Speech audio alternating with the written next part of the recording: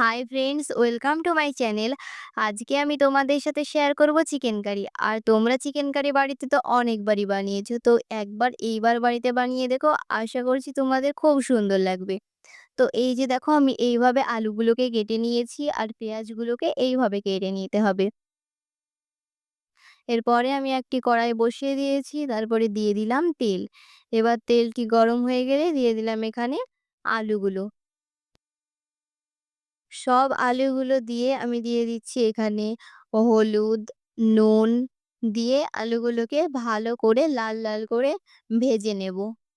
Medium to high ফ্লেমে রেখে ২ থেকে ৩ মিনিট মতো ভাজলেই আলুগুলো খুব সুন্দরভাবে ভাজা হয়ে যাবে। তো দেখো, আলুগুলো ভাজা হয়ে গিয়েছে। এখন আমি আলুগুলোকে তুলে নেব।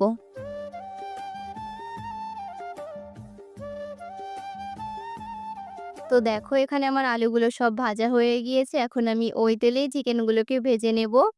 আর চিকেনগুলোকেও ঠিক মিডিয়াম টু হাই ফ্লেমে রেখে ৩ থেকে ৪ মিনিট মতো ভেজে নিলেই হয়ে যাবে।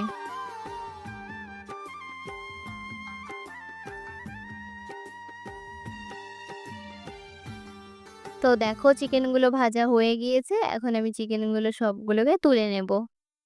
ভিডিওটি স্কিপ না করে সম্পূর্ণ ভিডিওটি দেখলে অবশ্যই তোমরা বুঝতে পারবে। আর এইভাবে একবার বাড়িতে ট্রাই করো, অবশ্যই ভালো লাগবে তোমাদের।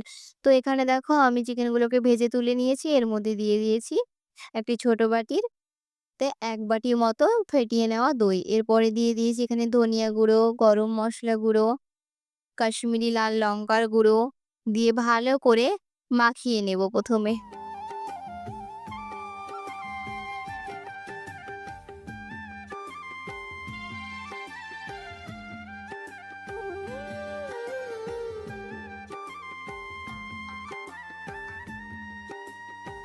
তো এখানে ভালো করে মাখানো হয়ে গিয়েছে। এখন আমি দিয়ে দিলাম পরিমাণ মতো নুন। নুন দিয়ে আবারও আমি ভালো করে মাখিয়ে নেব। এরপরে আমি ৭ থেকে ১০ মিনিট মতো রেখে দেব।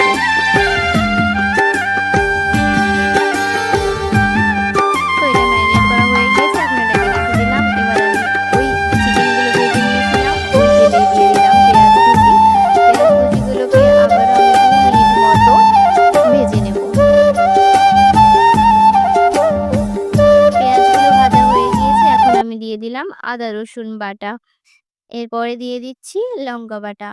দিয়ে ভালো করে মসলাটাকে কষিয়ে নেব।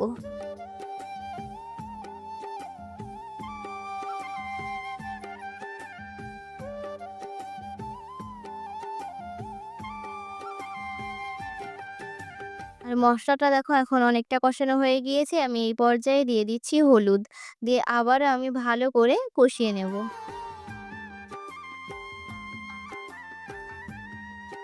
তো ফাইনালি এখানে মসলাটা কষানো হয়ে গিয়েছে। এখন আমি দিয়ে দিচ্ছি ভেজে রাখা আলু আর চিকেনগুলো।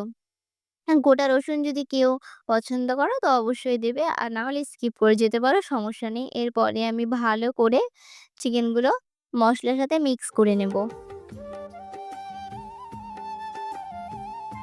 তো দেখো, এখানে মিক্স করা হয়ে গিয়েছে ভালো করে। এখন আমি ঢাকা দিয়ে নিচ্ছি ১০ মিনিট মতো।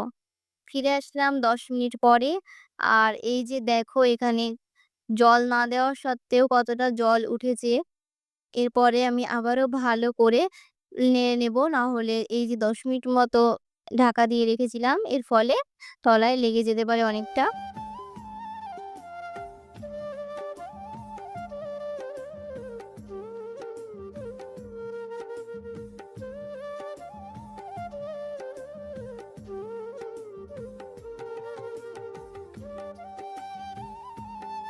এভাবে নেড়েচেড়ে আবারও আমি ৫ মিনিট মতো কষিয়ে নেব। তো দেখো, এখানে একদম কষানো হয়ে গিয়েছে। এখন আমি দিয়ে দিচ্ছি জল। জল দিয়ে আবারও আমি ৫ মিনিট মতো রেখে দেব। ফিরে আসলাম ৫ মিনিট পরে। আর এখানে আমি দিয়ে দিচ্ছি ফাটিয়ে নেওয়া এলাচ। দিয়ে ভালোভাবে মিশিয়ে নেব। তো ফাইনালি আজকে চিকেন কারি রেডি। তো তোমাদের ভিডিওটি কেমন লাগলো? যদি ভালো লাগে অবশ্যই একটা লাইক, কমেন্টস করো। আর চ্যানেলটি যদি সাবস্ক্রাইব না করা থাকে, এইরকম ভিডিও পেতে অবশ্যই চ্যানেলটিকে সাবস্ক্রাইব করো। আজকে এই পর্যন্তই। টাটা। আবারও দেখা হবে নতুন কোনো ভিডিওতে।